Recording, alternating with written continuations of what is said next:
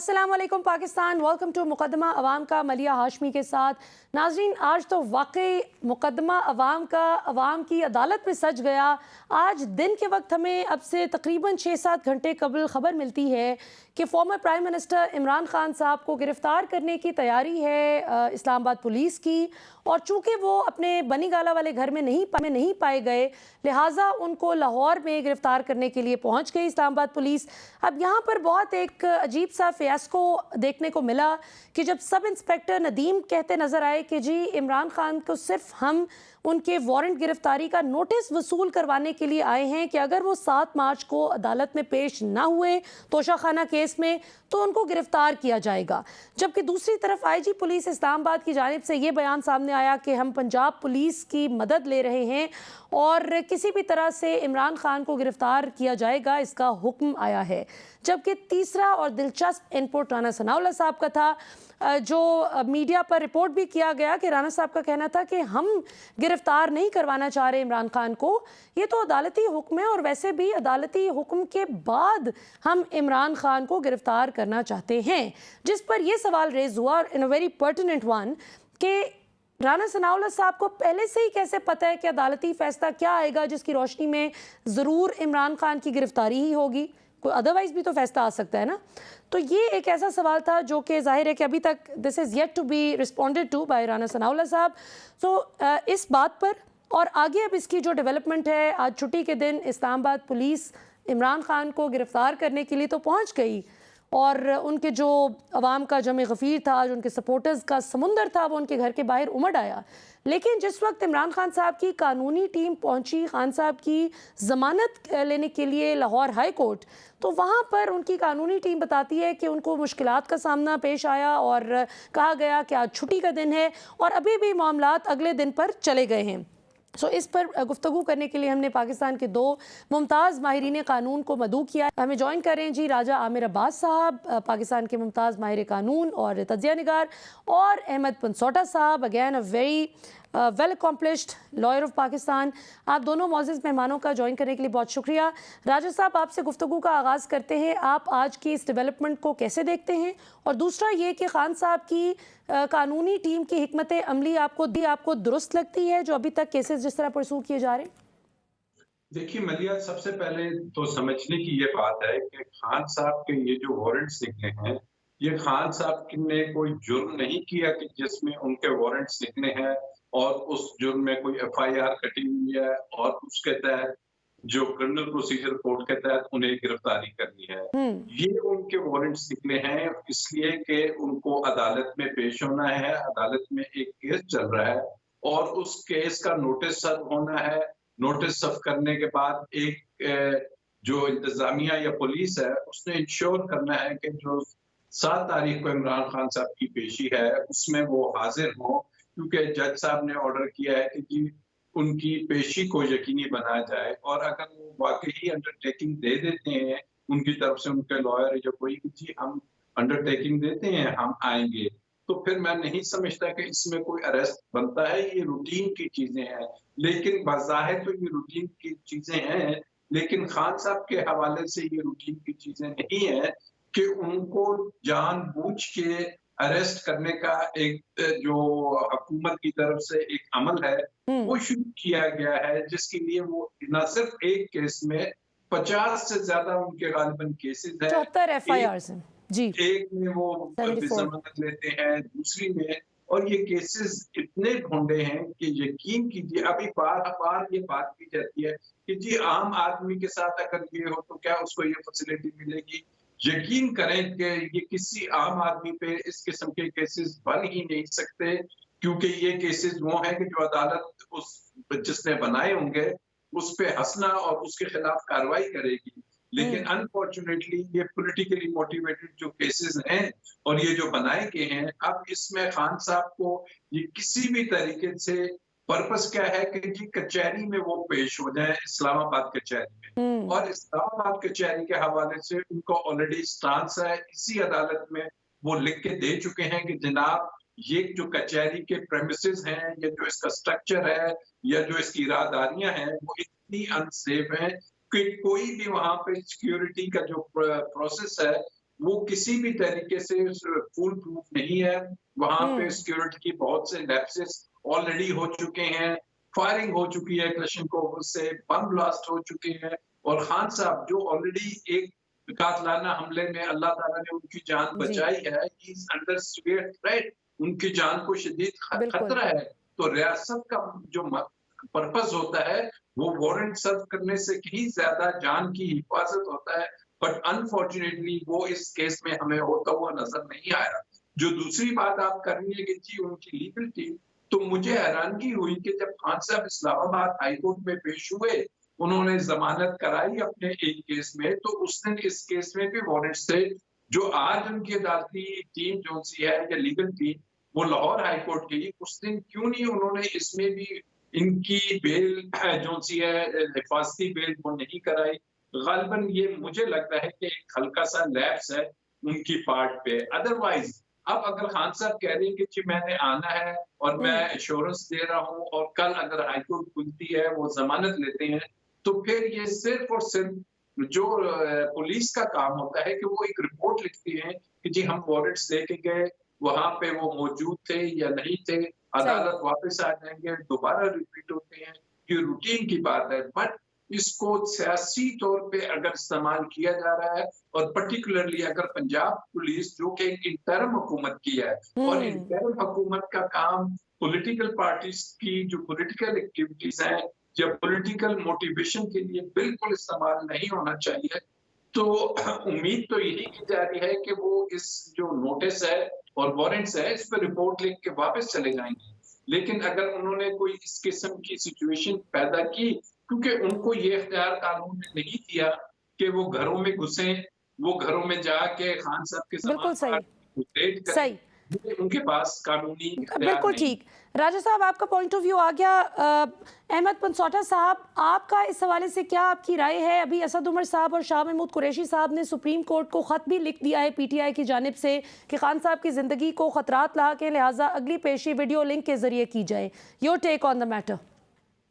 Ji first of all बिल्कुल राजा साहब ने बड़ी तफसील से एक्सप्लेन किया। मैं उसमें 2-3 लीगल लकूनास जो थे आज के प्रोसेस में वो हाईलाइट करना चाहूंगा। जी, सबसे पहले तो वारंट की जो एग्जीक्यूशन है वो एक एसएचओ का काम है या इन्वेस्टिगेटिंग ऑफिसर का काम है, लेकिन उस काम के लिए आज एक एसपी को भेजा गया जिसकी मैं बिल्कुल तारीफ करना चाहता हूँ। इज एन अपराइट ऑफिसर, लेकिन एक कोशिश की गई कि एक सीनियर पुलिस ऑफिसर को भेज के इस मामले को अनड्यू इंपॉर्टेंस दी जाए, नंबर 1। नंबर 2, ये रूटीन के मैटर्स हैं। डेली क्रिमिनल ट्रायल्स में लोगों के non bailable warrants of arrest issue होते हैं जो कि सस्पेंड भी हो जाते हैं 75 सीआरपीसी सब क्लॉज 2 में। आप कोर्ट में जाके सिंपली कहते हैं जी मैं आ गया हूँ और वो रिकॉल हो जाते हैं। और इनकी इंफॉर्मेशन मोस्टली पुलिस ऑफिसर्स आपको फोन पर, इवन व्हाट्सएप पर भी दे देते हैं कि जी आपका वारंट निकला है, आप उस दिन पेश हो जाए। लेकिन खान साहब के केस में एक पूरा तमाशा बनाया गया और पुलिस को वहां पर लाया गया और एक पूरा माहौल बनाया गया कि एज ए गिरफ्तारी। तीसरी बात जो आईजी इस्लामाबाद साहब ने कहा कि हम गिरफ्तार करना चाहते हैं, गिरफ्तारी इसलिए जरूरी नहीं है कि इस अटेंडेंस प्रोक्योर करने के लिए आप इसकी गिरफ्तारी तब भी करेंगे अगर वो कहे कि मैंने नहीं पेश होना। उनकी तरफ से लिख के दे दिया गया कि ही इज अनअवेलेबल, लेकिन हम गारंटी करते हैं कि वो अगली पेशी पर पेश हो जाएंगे। फिर वर्ड अनअवेलेबल को गलत तशरीह की गई कि शायद खान साहब ज़मान पार्क से भाग गए हैं, ये कर गए हैं, वो कर गए। अनअवेलेबल का मतलब है somebody who's not there, उस पुलिस से वो नहीं मिलना चाहता, he's unable to do so whatever। उसमें कहीं ये नहीं लिखा गया कि वो ज़मान पार्क से चले गए। और जब एक तरफ से कह दिया गया कि जी वो पेश हो जाएंगे तो वो मामला वहीं पर खत्म हो गया। तो ये बेसिकली एक तरह का तमाशा लगाया गया आज, नॉट ओनली इस पॉलिटिकल पार्टी का बल्कि एट द सेम टाइम कानून का तमाशा भी लगाया गया। तो मैं समझता हूँ कि इसको जब तक आप ड्यू प्रोसेस फॉलो करके आर्टिकल 9, आर्टिकल 10 इन सबको फॉलो नहीं करेंगे तो ये सारी की सारी चीजें ऐसी ही चलती रहेंगी। और जहां तक खान साहब की सिक्योरिटी का ताल्लुक है, देखिए ऑलरेडी आपके पास एक इस मुल्क में आपने जुल्फिकार अली भुट्टो साहब की सामने देखा है, बेनजीर भुट्टो साहब का देखा है, सबके ऊपर तमाम प्राइम मिनिस्टर्स पे तो अटैक हुए हैं, चाहे वो किसी भी पार्टी से हो। जो बोल्ड प्राइम मिनिस्टर है उसके ऊपर अटैक्स हो रहे हैं। अब अगर एक आपके पास नवीद मौजूद है कि उनके ऊपर अटैक हुआ और उनकी बचत होगी, उसके बावजूद you are pushing him to go and appear in a court जहां पर सिक्योरिटी के मेजर्स भी प्रॉपर नहीं है, 74 केसेस इस वक्त उनके ऊपर पेंडिंग है। वो केसेस को फेस भी कर रहे हैं, उनको हर तरह कंटेस्ट कर रहे हैं। I am part of his legal team, कई केसेस में हम भी पेश हो रहे हैं। तो ये कहना कि जी रिलक्टेंस है ऑन हिज पार्ट, ये भी आपको आई थिंक बिल्कुल एक गलत बात है। तो आई थिंक अनलेस आप सिक्योरिटी इंश्योर नहीं करते तो खान साहब को जबरदस्ती इस सिस्टम में धकेलना और जाके भी आप पेश हो, ये मुनासिब अमल नहीं है। और जब उनका कंपैरिजन एक आम आदमी से किया जाता है, मैं उधर भी कमेंट करना चाहूंगा। पहली बात है, आम आदमी पर 74 केस नहीं किए जाते। दूसरा, आम आदमी का वारंट इस तरह एग्जीक्यूट नहीं होता। तीसरा, आम आदमी की इतनी फॉलोइंग नहीं होती जितनी इनकी है। So of course there is a difference. मेरे में और खान साहब में डिफरेंस होगा। मेरे पे खुदा ना खास्ता एफआईआर होगी तो शायद हो सकता है मेरे घर वालों के अलावा कोई भी ना आए, लेकिन जब खान साहब पे एफआईआर होगी तो पूरा उनका वोटर, उनका पाकिस्तानी हर बंदा आएगा। तो हर चीज स्ट्रिक्टो सेंसो आप इस तरह उठा के कंपेयर नहीं कर सकते। राना सनाउल्लाह साहब का वारंट भी इशू हुआ है, वो भी आज गर्दिश कर रहा है एक कोर्ट से। तो क्या राना साहब को अरेस्ट करके भेजना चाहिए? बिल्कुल नहीं भेजना चाहिए। मैं समझता हूँ वो भी इंटीरियर मिनिस्टर है, उनकी भी उतना ही एहतराम है जितना एक एक्स प्राइम मिनिस्टर का होना चाहिए। तो ये जरूरी नहीं है कानून में आपने जिसके ऊपर केस हो उसको गिरफ्तार कर लें। इसमें काजी शराफत केस बड़ा मशहूर है सुप्रीम कोर्ट का, मंसूर अली शाह साहब का, कि अनलेस कि किसी किस्म की जरूरत है उस शख्स की इन्वेस्टिगेशन में, आप उसको गिरफ्तार करें। और मैं एक और बात साथ साथ मजीद क्लैरिफाई करता जाऊं कि आज एक बहुत बड़ा मिसनोमर था, एज इफ ये गिरफ्तारी उनके खिलाफ किसी केस में हो रही है। नहीं, ये पहली तो बात है, गिरफ्तारी नहीं है। दूसरी बात ये कि जो केस चल रहा है उसके मेरिट्स में तो अभी इनसे जवाब ही नहीं मांगा गया समन। ये तो उनकी अटेंडेंस इंश्योर की जा रही है। जब उस केस में खुदा ना खास्ता कोई एडवर्स चीज होती है तो he will look at it differently. तो ये सारी की सारी वो चीजें जिस तरह मियां साहब ने कहा था फ्लोर ऑफ हाउस पे कि ये है वो जरा जिनकी वजह से ये सारे के सारे मामला चल रहे हैं। तो I think they are making a mockery out of this system. इस तरह की मुनासिब बात नहीं है। लेकिन पनसोटा साहब, वो जराए तो फिर आज तक साबित ही नहीं हो सके थे।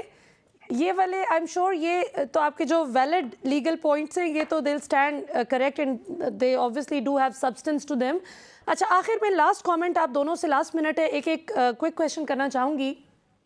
राजा साहब पहले आप बता दें, फिर पनसोटा साहब आप बता दीजिएगा कि अभी जो पीटीआई ने दरख्वास्त की है ख़त लिखकर सुप्रीम कोर्ट को कि खान साहब को वीडियो लिंक के ज़रिए अगली पेशी पर पेश होने की इजाज़त दी जाए, क्योंकि उनकी ज़िंदगी को लाहक ख़तरात के हवाले से जो पनसोटा साहब ने भी बहुत सही तरीके से एक्सप्लेन कर दिया डिटेल में, आपको लगता है कि उनको ये मिल जाएगा जो वो चाहते हैं कि वीडियो लिंक की इजाज़त दे दी जाए?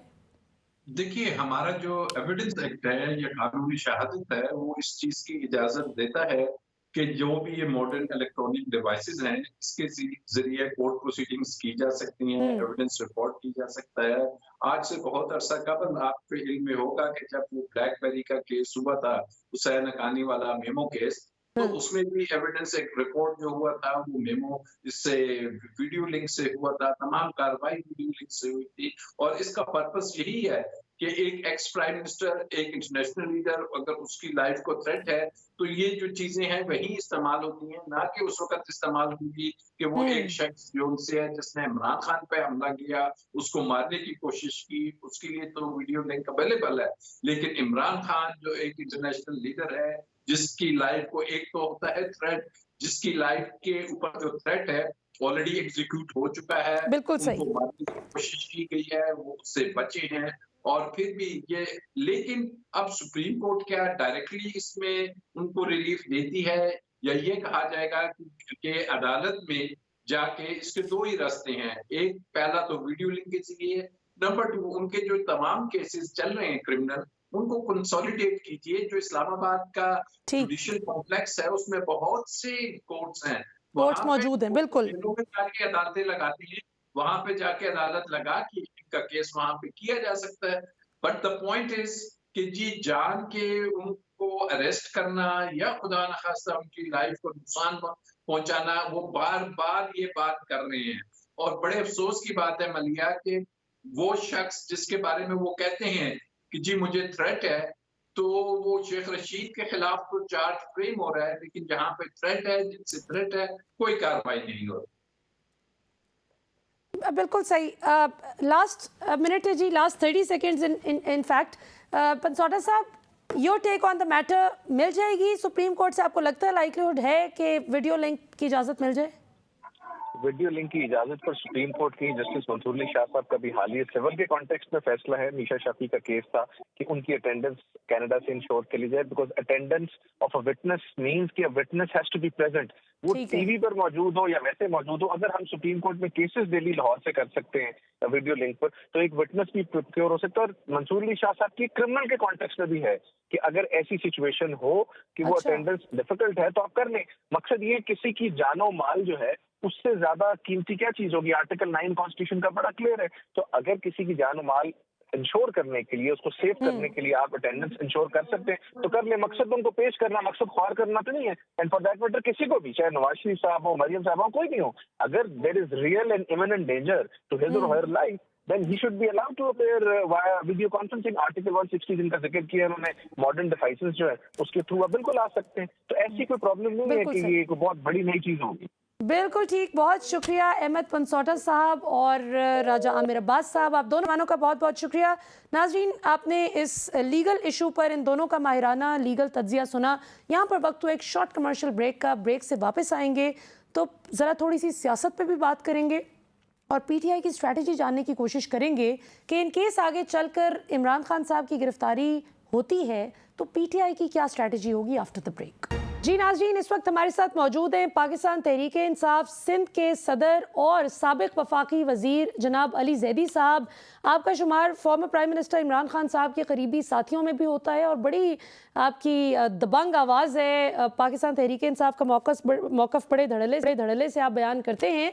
आज चूँकि बड़ी एक ट्रबलसम सी सिचुएशन थी, हमने देखा कि former prime minister Imran Khan साहब की गिरफ्तारी के हवाले से जो मुतज़ाद बयानात, हमने इब्तदाइये में भी बात की कि आईजी पुलिस कुछ कह रहे थे इस्लामाबाद के और सब इंस्पेक्टर नदीम का कहना कुछ और था, राना सनाउल्लाह साहब कुछ और बात कर रहे थे। तो अली ज़ैदी साहब से पूछते हैं।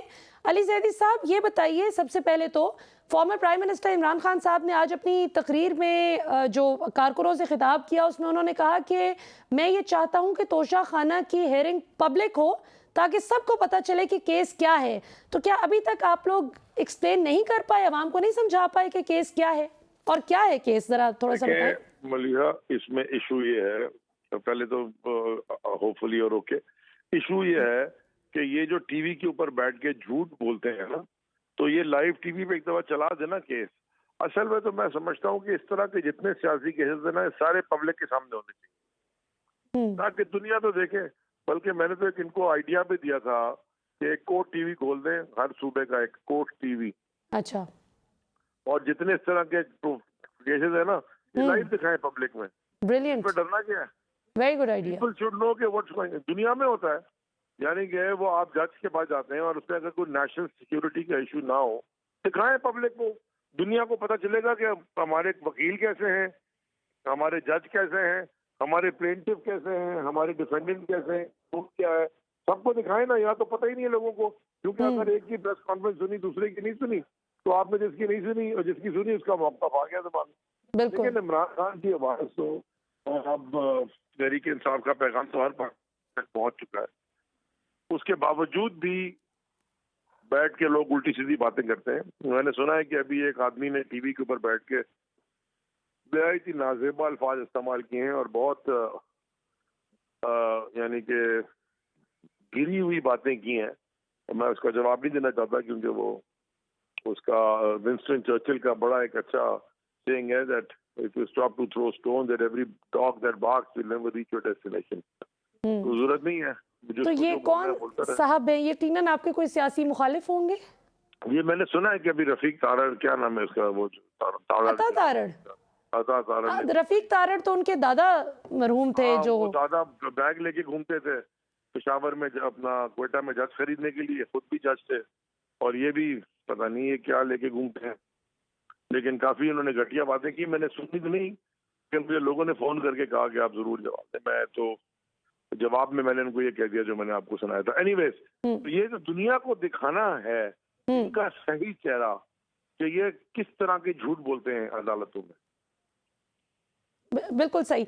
अच्छा अली ज़ैदी साहब, ये बताइए कि अब पीटीआई का अगला लाहे अमल क्या है, क्योंकि ये ज़ाहिर है हम सब के लिए बड़ी सरप्राइजिंग बात थी कि जब 7th को पेश होना ही है खान साहब ने अदालत में, और 9th को तो वो वाली पेशियां भी हैं जो अभी पिछले हफ्ते भी इनकी, बल्कि अर्लियर दिस वीक थी, और उन्हीं का फॉलोअप है। तो ऐसे में पहले से ही वारंट गिरफ्तारी एहतियातन उनको जो वसूल आज करवाए गए, तो अगर खान साहब को गिरफ्तार कर लिया जाता है तो फिर पीटीआई का क्या लाहे अमल होगा, फिर आप लोगों की क्या इस हवाले से स्ट्रैटेजी होगी?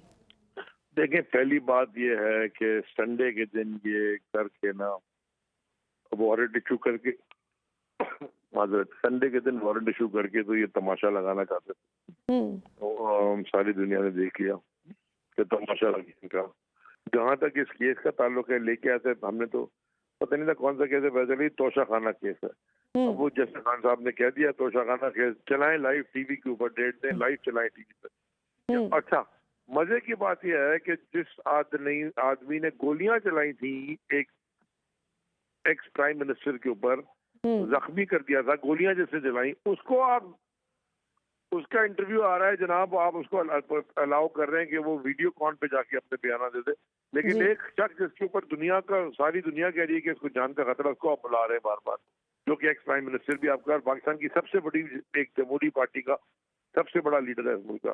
तो ये तमाशा तो आप सबको देखना चाहिए कि क्या हो रहा है इस मुल्क में।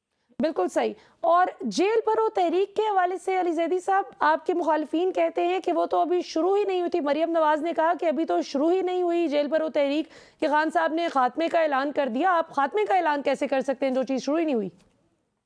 देखिए, जेल भरो तहरीक का जो मेन टारगेट था वो इलेक्शंस की डेट थी। हमने वो डेट, हमारा वो मकसद पूरा हो गया, और खौफ निकालना था लोगों के दिलों से। अल्हम्दुलिल्लाह वो भी लीडरशिप ने लीड किया। खत्म, आगे काम करें।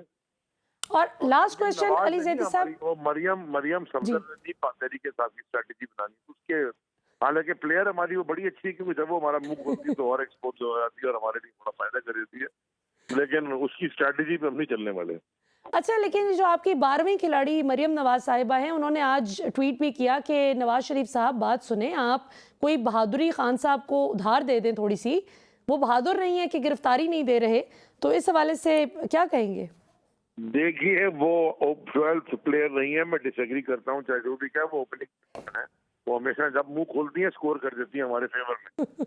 अभी नवाज शरीफ को करके टैग ये कर रही है, खुद वो बैठा हुआ भाग के प्लेटलेट करा के लंदन में, अभी मैंने क्लिक की है, नई बेंटली से करके जनाब लुई वुइटन के स्टोर में शॉपिंग करने जा रहे हैं, और जहाँ कोविड खत्म हो गया वो अजीब सा मास्क लगा के मुंह पे, वो पता नहीं क्या छुपा रहा है, शायद मुंह पे कोई काले वाले निकल रहे हैं, वो वहाँ छुपा रहता है और वो घूमता रहता है। आई डोंट नो व्हाट, ये तो बिल्कुल ही कोई इसका मैं क्या जवाब दूं, अब छोड़ें, कोई काम की बात करें। और अच्छा, लोगों को कोई जवाब देना काम की बहुत ज़रूरी बात याद आ गई। इसहाक डार साहब ने कल बड़ा गुस्से से लाल पीले हो रहे थे वो अपनी प्रेस कॉन्फ्रेंस में, और उन्होंने कहा कि मैं तुम्हारे कहने पे इस्तीफ़ा दे दूं भाई। तो वो बहुत नाराज़ थे।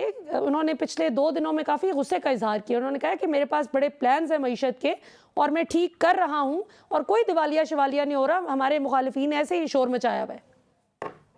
इसहाक डार का इस्तीफा क्या है ना, इसहाक डार को तो अरेस्ट कर देना चाहिए। He should be thrown behind bars. वो कहते हैं ना, thrown in the slammer for a very long क्यों, time. क्या वजह? जेल से अरे वो सिर्फ हुदैबिया के अंदर से ही वो पकड़ा जाता है, वही केस ही सुन रहे हैं उसका नंबर 1। और अभी भी जो ये सारा तमाशा ऐसे लगाया है, जिस तरह की पाकिस्तान की मईशत को डुबाया, मैं आपको बता रहा हूँ, आपको पता चलेगा कि कितने लोगों ने स्प्रेड में कितना पैसा कमाया होगा करके। बिल्कुल सही। बहुत ही अजीबोगरीब किस्म की सूरत हाल है। नाजरीन, हमारे साथ मौजूद थे अली ज़ैदी साहब, हमें ज्वाइन करने के लिए बहुत बहुत शुक्रिया ज़ैदी साहब। नाजरीन, यहाँ पर वक्त हो एक शॉर्ट कमर्शियल ब्रेक का। ब्रेक से वापस आएंगे तो सिलसिले को यहीं से जोड़ेंगे, कहीं ना जाइएगा। Stay tuned, see you after short break. Welcome back नाजरीन। बहुत ही आज तहलका खेज दिन पाकिस्तान की सियासी हालात के हवाले से।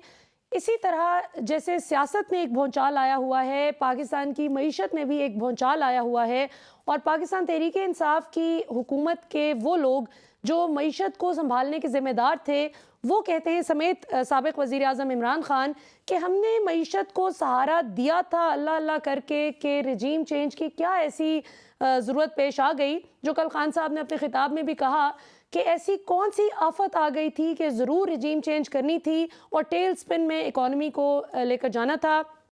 इस वक्त हमारे साथ मौजूद हैं पाकिस्तान के माया नाज बिजनेसमैन और पाकिस्तान की मईशत पर बहुत गहरी नज़र रखने वाले अकील करीम ढेड़ी साहब। हमें ज्वाइन करने के लिए बहुत बहुत शुक्रिया ढेड़ी साहब। क्या कहिएगा ढेड़ी साहब, एक तरफ पीटीआई कहती है कि हम मईशत को संभाला दिए हुए थे कि इन्होंने आकर तबाही मचा दी, जबकि दूसरी तरफ इसहाक डार कहते हैं कि मैं मामलात को जानता हूं, मेरे पास बड़े ज़बरदस्त प्लान्स हैं और मुझे टाइम दिया जाए, मैं करके दिखाऊंगा। Your take on that. मेरा ख्याल है कि हेलो जी आवाज आ रही। मेरा अपना ये ख्याल है कि इस वक्त हम देखिए सियासी मामला तो अपनी जगह रहेंगे। पाकिस्तान में जो जाने वाला होगा वो डेफिनेट यही कहेगा, उसमें कोई शक नहीं है। लेकिन हम ये मानने को तैयार है कि पीटीआई की गवर्नमेंट जब थी तो परफॉर्म कर रही थी। हम ये नहीं कह सकते कि वो परफॉर्म नहीं कर रहे थे, लेकिन मुश्किल हालात भी शुरू हो चुके थे और वो मुश्किल हालात में हम लोगों ने कुछ डिसीजन लेने में डिले किया। हम अगर मिर्जा इस्माइल को भी ले लेते हैं तो वो भी शुरू में उन्होंने टाइम काफी वेस्ट किया। अच्छा, डार साहब डेफिनेट एक्सपीरियंस है, लेकिन पॉलिटिकल क्योंकि ये 13 पार्टियों का एक अलायंस है जी तो डेफिनेट उनको भी डिसीजन लेने में थोड़ी सी दुश्वारी तो हो रही थी। तो वो चीज हमें ज्यादा डैमेज कर गई। अच्छा, क्योंकि हम अगर डिसीजन लेके आईएमएफ की कंडीशन है अगर 6 महीने पहले मान जाते हैं तो शायद हमारी रुपये में इतनी ज्यादा वीकनेस ना होती। अगर वो वीकनेस न होती तो हमारे जो इन्फ्लेशन के नंबर है वो शायद नीचे आते। जो इतने ऊपर चले गए उसकी वजह सिर्फ वीकनेस ऑफ रुपीज है, रुपी है। तो अभी भी इनके लिए मशवरा हमारा यही है कि ये पॉलिटिकल मसले को आपस में बैठ के हल करें, या नहीं भी होता तो कम से कम जो डिसीजन लेने हैं, जो आपकी कमिटमेंट है और वो कमिटमेंट वो ऑनर करें, ताकि ये पाकिस्तान को खड़ा कर सके। क्योंकि इस वक्त काफी कॉन्फिडेंस लेवल लोगों का नीचे आया हुआ है, गिरा हुआ है। अब आपको लोगों को कॉन्फिडेंस देना है। अक्सर हम बात करते हैं एक्सपोर्ट की, तो हमारी एक्सपोर्ट का तो पोर्शन इतना छोटा है कि हम उसके लिए ज्यादा बात ना करें। हमारी लोकल इंडस्ट्री जो है, डोमेस्टिक इकोनॉमी बहुत बड़ी है जी, और उसमें मैं समझता हूँ कि लोगों का कॉन्फिडेंस लेवल अगर खराब होता है या लोगों के चीजें इंपोर्ट नहीं होती तो बेरोजगारी बढ़ जाएगी। सही, और फिर जो वीकनेस ऑफ रुपीज की वजह से महंगाई हुई है, जो कि पहले हम एक्सपेक्ट कर रहे थे कि ये महंगाई बहुत जल्द इन्फ्लेशन के नंबर नीचे आना शुरू हो जाएंगे, सही, लेकिन अब हमें ये लग रहा है कि ये नंबर बहुत जल्द तो नीचे नहीं आएंगे, टाइम लगेगा। तो उसका बेहतर तरीका अभी भी है कि जो कमिटमेंट ये कर चुके हैं जी, वो उसको ऑनर करें। वो ऑनर करेंगे तो हालात कदरे बेहतर हो जाएंगे। लेकिन अगर ये उसको फर्दर डिले करेंगे तो मैं आपको यकीन से कहता हूँ कि हमारी इकोनॉमी को जो मुसलसल नुकसान हो रहा है, ये फर्दर नुकसान से अब हमें बचने की जरूरत है, क्योंकि अब हम ये अफोर्ड नहीं कर सकते। तो और पॉलिटिकल मामलात को भी कल इमरान खान का बयान बहुत अच्छा बयान आया है कि मैं पॉलिटिकल लोगों से बातचीत के लिए तैयार हूँ। तो मेरा ख्याल है कि बातचीत अगर ये शुरू कर देते हैं तो ये भी एक गुड साइन होगा। लड़ाई झगड़े से तो हम मुल्क को आगे नहीं ले जा सकते। सही। और अच्छा, हमारी जितनी गलतियां हैं, सालों साल से हम गलतियां करते आ रहे हैं जी, और वो गलतियों का खमियाजा कौन भुगत रहा है? गरीब आवाम। गरीब आवाम। अब जो आईएमएफ की कंडीशन है, पहली दफा आईएमएफ ने आपको खुल के कहा है कि आप एलीट क्लास पे टैक्स करें। हम खुद ये नहीं चाहते कि किसी गरीब पे टैक्स पड़े। तो हमेशा हम नारे यही लगाते थे कि आईएमएफ हमारे ऊपर बड़ी सख्त कंडीशन लगाता है। आईएमएफ बेचारा कंडीशन नहीं लगा रहा, आईएमएफ आपको कह रहा है डिसिप्लिन हो जाए। कब तक उधार लेके आप खाते रहोगे? जो भी घर उधार पे चल रहा होगा, ये आगे जाके एक्सीडेंट होना ही होना है। अब हम लोगों को सबको सोचने की जरूरत है कि हम अपने मुल्क को मजबूत करें, हम अपने डेफिसिट को कम करें, हम अपने इंपोर्ट बिल को कम करें, हम अपनी एक्सपोर्ट में बेहतरी लाएं। और ये तब हो सकता है जब ये सारी सब्सिडी जो आज हम दे रहे हैं उसको विड्रॉ करें। आईएमएफ की जो सबसे बड़ी कंडीशन है सब्सिडी खत्म करो। लेकिन अभी तक हमारी ये गवर्नमेंट शायद वो ये पॉलिटिकल डिसीजन समझ रही है कि अगर हम इतनी सख्ती करेंगे तो हो सकता है हमको इलेक्शन में वोट ना पड़े। मैं आज ये कहता हूँ कि आज इलेक्शन की बात को हमें छोड़ देना चाहिए। आज हमें अपने मुल्क को जो मुश्किलात में है उसको बाहर निकालने की जरूरत है। हो सकता है अगर आप अच्छा परफॉर्म कर जाते हैं तो कुछ लोग हैं जो ये कह सकते हैं कि नहीं यार इन्होंने कुछ मेहनत की है। तो मैं तो इनको मशवरा दूंगा, भाई जो टफ डिसीजन आपने लेने दे, आपको सिर्फ एक एहतियात करने की जरूरत है कि हर एलिट क्लास पे भली टैक्स डबल हो जाए, लेकिन किसी गरीब आदमी के ऊपर किसी भी सूरत में फर्दर बर्डन नहीं आना चाहिए। उनकी तनख्वाहें बढ़ानी चाहिए। मिनिमम सैलरी 40,000 रुपए करने की जरूरत है। इसमें कोई शक नहीं है कि इंडस्ट्री के लोग ये सारी बातें नहीं मानेंगे, लेकिन मैं आपको एक बात यकीन से कहता हूँ कि आप जब ये करेंगे, छोटे आदमी की दुआएं लेंगे, तो ये मुल्क इंशाअल्लाह ताला बहुत जल्द मुश्किलात से निकल आएगा इंशाल्लाह।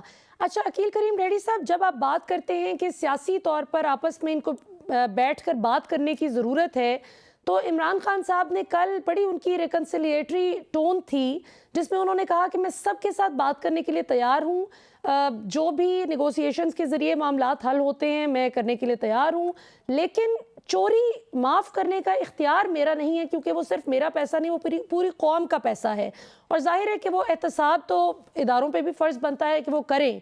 तो ऐसी सूरत हाल में आपको क्या नज़र आता है आज इमरान खान साहब को हर सूरत गिरफ्तार करने के लिए? जिस तरह हमने देखा कि हुकूमत भी तुली हुई थी, 3 मुतज़ाद बयानात सामने आ रहे थे। आईजी इस्लामाबाद का कहना था कि हम लाहौर पुलिस से, पंजाब पुलिस से मदद ले रहे हैं और खान साहब की गिरफ्तारी को इंश्योर करना चाहते हैं। वहीं जो इस्लामाबाद पुलिस के ही एक एहलकार का कहना था, सब इंस्पेक्टर नदीम साहब गालिबन, जिन्होंने ये कहा कि हम सिर्फ वो नोटिस वसूल करवाने आए हैं खान साहब को कि अगर 7 तारीख को वो पेश ना हुए अदालत तो उनको गिरफ्तार कर लिया जाएगा। जबकि राना सनाउल्लाह साहब का कहना था कि हम अदालती फैसले का इंतज़ार कर रहे हैं, उसके बाद इमरान खान को गिरफ्तार करना चाहते हैं। तो ऐसे में आपको लगता है कि कोई रिकन्सिलिएशन हो सकती है जब बाय हुक और बाय क्रुक इमरान खान जैसे बंदे को ये जो है करप्शन पे गिरफ्तार करने की बात है कि इमरान खान की करप्शन का तो सोचना भी बेवकूफ़ी है। मेरा ख्याल है कि इनको कल इमरान खान के बहुत अच्छा बयान था कल वाला, इसको वेलकम करने की जरूरत है सिटिंग गवर्नमेंट को। उसको वेलकम करके आपस में बातचीत के माहौल को बनाए, बातचीत आप शुरू करें। पाकिस्तान बहुत पीछे जा चुका है। पाकिस्तान इस तरह की पॉलिटिकल मसाइल को अफोर्ड अब नहीं कर सकता है। ये इमरान खान को या पॉलिटिकल सारी पार्टियों को समझने की जरूरत है। हम इन चक्रों से अब निकले। इस मुल्क में कितने लोगों को हमने सजा दे दी है। करप्शन, अब इसके ऊपर क्या बात करें। ये करप्शन, कौन कहता है कि करप्शन के पीछे लोग जाते हैं? इस मुल्क में जो करप्शन करने वाले हैं वो तो बेचारे हनीमून बनाते रहते, शरीफ आदमी पिस जाता है। अब जरूरत है इस मुल्क के ऊपर हम सब मिल के रहम करें, हम ये नारे बंद कर दें। इस मुल्क को जो मुश्किलात है उसकी मुश्किलात का मदावा करें, इसको हल करें, लोगों को रोजगार दें, नई इंडस्ट्रियलाइजेशन लगाएं।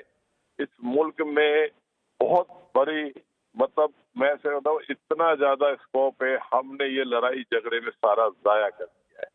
मैं बार बार कहता हूं कि इतनी बड़ी कोस्टल बेल्ट पड़ी हुई है, अगर हमें अपनी इंडस्ट्रीज कोस्टल बेल्ट पे लगाएंगे तो कितनी बड़ी वायबल होगी। हम एक्सपोर्ट लाहौर में जाके पंजाब में लगाते हैं, खैबर पख्तूनख्वा में लगाते, रॉ मटेरियल कराची आता है, फिर वहां जाता है, वहां से बन के फिर एक्सपोर्ट होता है। आप ये सोचें कि हम अपने आप को कितना जाया कर रहे हैं। बिल्कुल। यही इंडस्ट्री अगर ये कोस्टल बेल्ट पे लगा दे, इंडस्ट्रियल पंजाब का जोन एक बना दे, सिंध का बना दे, सरहद का बना दे, बलूचिस्तान का बना दे, यही इंडस्ट्रियां लगाए, यहीं से आप एक्सपोर्ट करें, कितना वायबल होगा। अब खुदा का वास्ता सबको देते हैं कि भाई अब सीरियस हो जाओ, अब सीरियस होके इस मुल्क को मुश्किलात से निकालो। अब हमारे पास नहीं है, 60 रुपए का डॉलर 300 रुपए पे जा चुका है। अगर फर्दर ये खुदा न खास डिवैल्यू हो गया इस लड़ाई झगड़े में, तो आप मुझे बताएं जवाब कैसे देंगे आप लोगों को? लोग भी तो पूछेंगे ना। तो अब इन मुश्किलात से पब्लिक को भी तो इन्हें कोई फिक्र है? अकील भाई, कोई फिक्र है इन्हें जवाब देने की? करनी पड़ेगी। ये ना चाहते हुए भी सबको करनी पड़ेगी। इवन मैं ये कहता हूँ अपोजिशन का भी अब कम से कम एहसास करना होगा कि हम नहीं अफोर्ड कर सकते। हमारे लोग तकलीफ में आए हुए हैं, अब इस तकलीफ से पहले निकाल दो। इसके बाद फिर बाद में अगर आपको लगे कि हम ज्यादा खुशहाली की तरफ तो फिर सियासत बड़े लड़ाई झगड़े कर ले करें। अच्छा, आखिर में निकाले हमें। आखिर में आखिरी सवाल अकील करीम ढेड़ी साहब, former prime minister Imran Khan साहब जब भी बात करते हैं तो मईशत की बात ज़रूर करते हैं। कल भी उन्होंने एक तरह से अपनी जब इंतखाबी मुहिम के आगाज़ का ऐलान किया तो वहीं उन्होंने अपने मुआशी प्लान के हवाले से भी कुछ चीदा पॉइंट्स डिस्कस किए। आप इस बात को किस हद तक बाय करते हैं जो पीटीआई चेयरमैन इमरान खान साहब कहते हैं कि हम मईशत को बड़ी मेहनत से हमने संभाला था, वो एक डगर पर चल पड़ी थी और रिजीम चेंज के बाद वो तबाही का शिकार हो गई। पीटीआई और पीडीएम हुकूमत की इकोनॉमिक परफॉर्मेंस का आप कैसे मुआवजा करेंगे?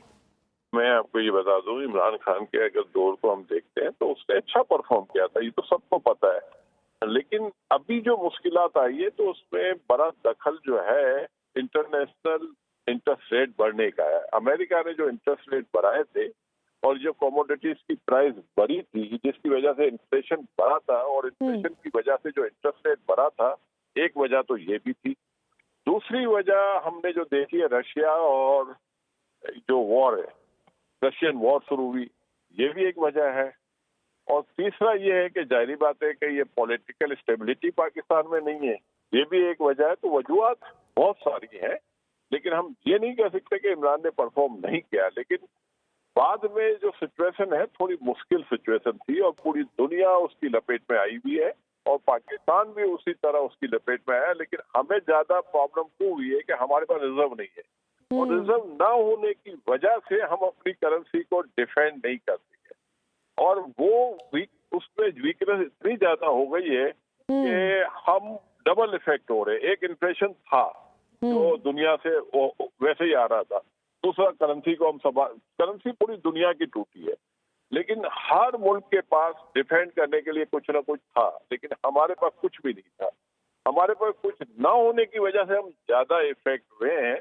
हम ये तो नहीं कह सकते कि सारी बुराई इनसे भी हुई है, कुछ इंटरनेशनल सिचुएशन ने इनको मुश्किलात में डाला, कुछ इनके वीक डिसीजन थे जो ले नहीं रहे थे। अगर ये ले लेते तो शायद हो सकता है इतनी बड़ी तबाही ना हो। और रिजीम चेंज से इन्वेस्टर कॉन्फिडेंस में कोई फर्क आता हुआ आपको नजर आया, और स्टॉक मार्केट का रुझान? जाहिर बात है ना कि आपके मुल्क में जब भी गवर्नमेंट चेंज होती है तो उसमें थोड़ी बहुत प्रॉब्लम तो होती तो है ना, क्योंकि अब आप एक पार्टी को हटा रहे और दूसरे को ला रहे हैं। अब जब वो आ रहा होता है तो उसको भी तो अपने पॉलिटिकल गेन देखने होते हैं ना। अब जाहिर बात है इनको इतने बड़े बड़े टफ डिसीजन लेने पड़े हैं, और वो टफ डिसीजन लेने के बाद जाहिर बात है कि उनको वोट देने में दुश्वारी होगी, क्योंकि पब्लिक तो कह रही है ना कि आपने तो हमें मार दिया, पेट्रोल महंगा कर दिया, डीजल महंगा कर दिया, टैक्स लगा दिए। बिल्कुल। हमारी पब्लिक टैक्स देने की आती नहीं है। फिर हमारी बिजनेस कम्युनिटी, पैसे सबने कमाए, ये पाकिस्तान हमेशा लूजर रहा है, लेकिन पाकिस्तान की बिजनेस कम्युनिटी ने पैसे बहुत बनाए हैं। तो हम भी रो रहे हैं, हम भी गवर्नमेंट को बुरा भला कह रहे हैं, जो कि हमें नहीं कहना चाहिए। हमें अंडरस्टैंड करना चाहिए, सिचुएशन को देखना चाहिए, लेकिन हम लोग सिचुएशन को नहीं देखते। हम तो चाहते हैं हम पैसे कमाएं, मुल्क जहाँ जाता है जाए, लेकिन ये चीजें ठीक नहीं है। बिजनेसमैन को भी ठीक होने की जरूरत है, हर आदमी को अपना रोल प्ले करने की जरूरत है। मुल्क हकीकतन बहुत ज्यादा तकलीफ में है, और फर्दर अगर हमने ये लालच की तो मैं आपको यकीन से देता हूँ हम ज्यादा डैमेज हो जाएंगे। अल्लाह का शुक्र अदा करना चाहिए हमें कि हम शायद हमें रास्ता दिख रहा है, IMF से भी उनके मसाइल हल हो रहे हैं और फ्रेंडली कंट्री से इनको पैसे मिलने की उम्मीद भी है। अल्लाह करे इनको ये मिल भी जाए तो हो सकता है कि फिर हम अपनी, क्योंकि 22 करोड़ लोग हैं ना, 22 करोड़ पॉपुलेशन को संभालना आसान काम तो नहीं है ना। बिल्कुल। तो मेरा ख्याल है कि इस वक्त कोई नए एडवेंचर ना करें, मिल के बैठे और आपस में मसले को हल करें। अल्लाह ताला हमारी मदद करेगा। आमीन। उस सूरत में मदद होगी कि हमारी नीयत भी तो अच्छी होना। बिल्कुल, इंशाअल्लाह आमीन। अकील करीम डैडी साहब, आपका हमें ज्वाइन करने के लिए बहुत बहुत शुक्रिया। नाज़रीन, आपने अकील करीम डैडी साहब का पाकिस्तान की इकोनॉमी पर इनसाइटफुल एनालिसिस सुना और हमें अपने फीडबैक से ज़रूर आगाह कीजिएगा। इसमें कोई शक नहीं कि इस वक्त मिल बैठकर पाकिस्तान के मसाइल को हल करने की ज़रूरत है। पाकिस्तान के जो जितने भी सीरियस स्टेक होल्डर्स हैं वो अगर अपनी अना की जंग में एक दूसरे को गिराने के चक्कर में, एक दूसरे के साथ स्कोर सेटल करने के चक्कर में पाकिस्तान को रगड़ा लगाते जाएंगे, पाकिस्तानी अवाम को रगड़ा लगाते जाएंगे, तो कब तक पाकिस्तान सहेगा? पाकिस्तानी अवाम में अब इतनी सख्त नहीं है। मुआशी तौर पर पाकिस्तानी अवाम की रीढ़ की हड्डी आप कहें एक तरह से टूट चुकी है। आप घर घर जाकर देखिए, लोग बिजली के बिल नहीं दे पा रहे, लोग गैस के बिल नहीं दे पा रहे। बदतरीन लोड शेडिंग की वजह से लोग वैसे एक तंगी का शिकार हैं और ऊपर से जब उनको 4-6 गुना ज़्यादा पहले की निस्बत बिल अदा करना पड़ता है तो उनको सोचना पड़ता है कि बिजली का मीटर कायम रहे या बिजली का मीटर कटवा दिया जाए कि अब हमारी बिजली के बिल देने की इस्तात नहीं रही। बच्चों के फ़ी पे की जाए, बच्चों को खिलाया जाए या एक रिस्पेक्टेबल तरीके से ज़िंदगी गुजारी जाए। सो ये बिल्कुल दुरुस्त मशवरा था अकील करीम ढेड़ी साहब का भी। And I am pretty sure कि हमें घरों में बैठकर देखने वाला हर शख्स जो आज इस प्रोग्राम को देख रहा है, आप भी यकीनन इस बात पर सेम पेज पर है हमारे साथ कि हमें इस वक्त पाकिस्तान को आगे लेकर जाने की ज़रूरत है। ये पेटी लड़ाइयों में अपनी झूठी अना की तस्कीन के चक्कर में कि इसकी गिरफ्तारी से मेरी अना को तस्कीन पहुंच जाएगी, फ़लाँ सियासतदान को अगर इस पॉइंट पर गिरफ्तार कर लिया जाए तो उसके सियासी करियर को हम नुकसान पहुंचा सकते हैं। इज़्ज़त और ज़िल्लत भी अल्लाह के हाथ में है, इक़्तिदार देने और छीनने वाला भी अल्लाह ही है। अल्लाह के कब्ज़े कुदरत में हर चीज़ है। ये जितनी जल्दी इंसान समझ जाएं उतना अच्छा है, वरना फ़िरौन का, नमरूद का, जो जितने भी लोगों ने खुदाई के दावे किए और जितने लोगों ने ज़ुबान से ऐसे बेहुदा दावे तो बेशक ना किए हों, लेकिन अपने अमल के ज़रिए उन्होंने ज़रा ऐसे अपने आप को शो करने की कोशिश की हो कि हम रियासत से ज़्यादा ताकतवर हैं और हमारे एक इशारे पर मुल्क यहाँ से वहाँ जा सकता है, तो उनको भी निशाने इबरत बनते हुए पाकिस्तानी कौम देख चुकी है और पूरी दुनिया में इसकी मिसालें मुख्तलिफ ममालिक में मौजूद हैं। तो नाज़रीन, अभी तक के लिए इतना ही। इंशाल्लाह let's hope better sense prevails. अभी तक के लिए इतना ही। इंशाल्लाह आपसे अगले हफ्ते जुमे के रोज़ रात 8 बजे फिर मुलाकात होगी। पाकिस्तान हमेशा जिंदाबाद।